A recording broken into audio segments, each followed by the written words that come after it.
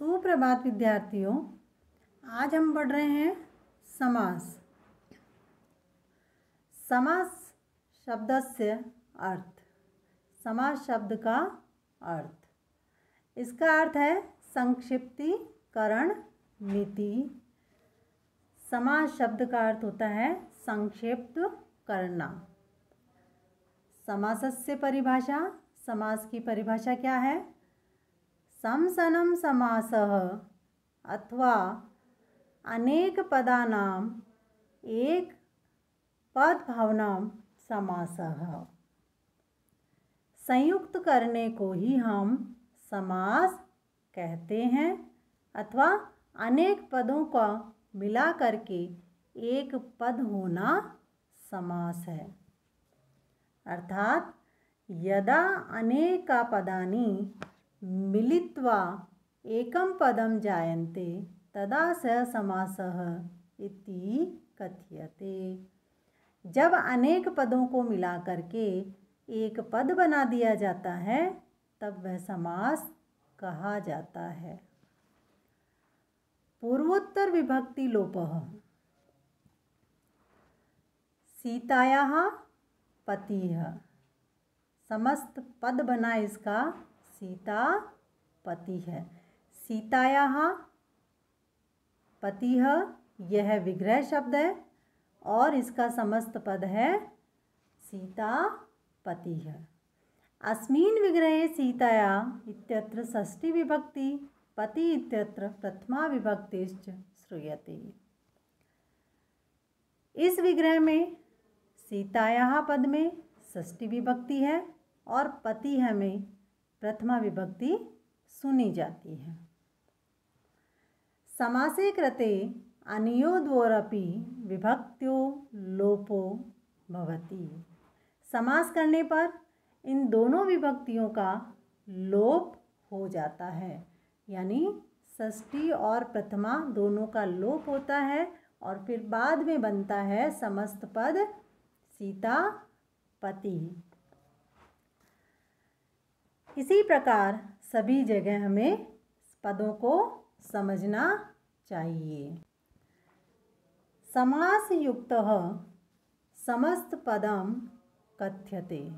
समास युक्त जो पद होता है वह समस्त पद कहा जाता है। जो है अभी हमने पढ़ा था सीता पति है।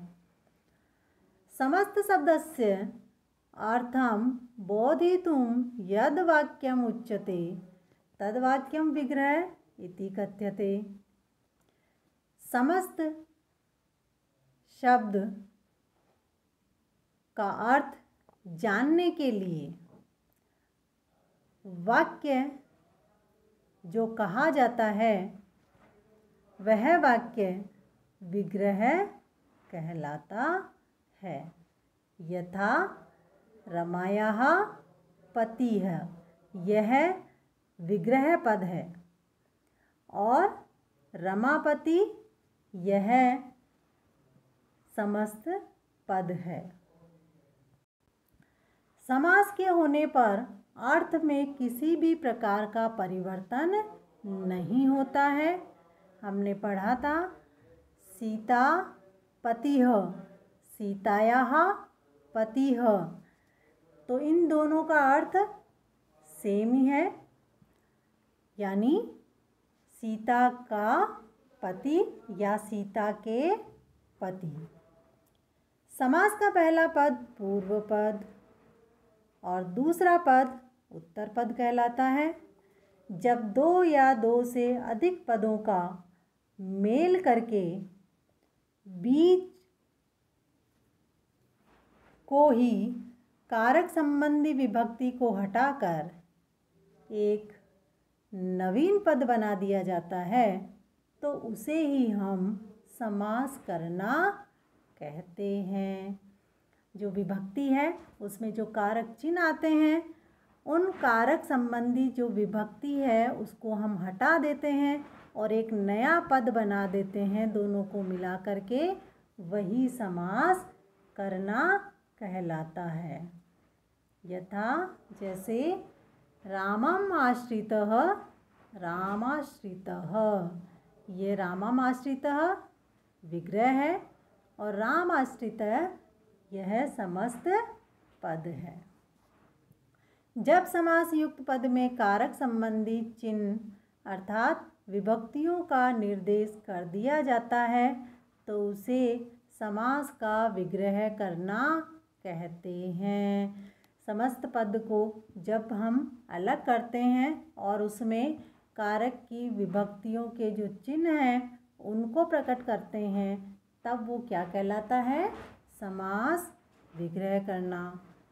समास के शब्दों में कभी पूर्व पद यानी पहला पद प्रधान रहता है और कभी उत्तर पद यानी बाद का पद प्रधान होता है और कभी अन्य पद प्रधान रहता है।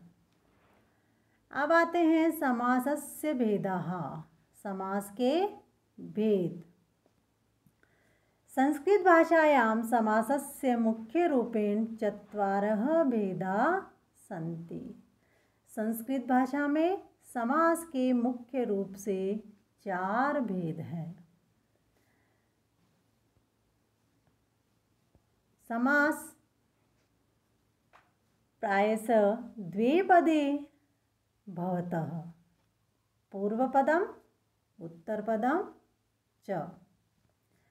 समास में प्राय 2 पद होते हैं, पूर्व पद और उत्तर पद। पदस्य अर्थः पदार्थः भवति। पद का अर्थ होता है पदार्थ।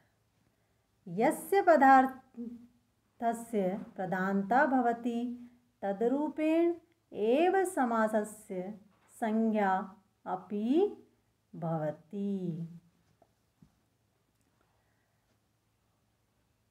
जिस पदार्थ की प्रधानता होती है उसी के अनुरूप ही समास की संज्ञा भी होती है।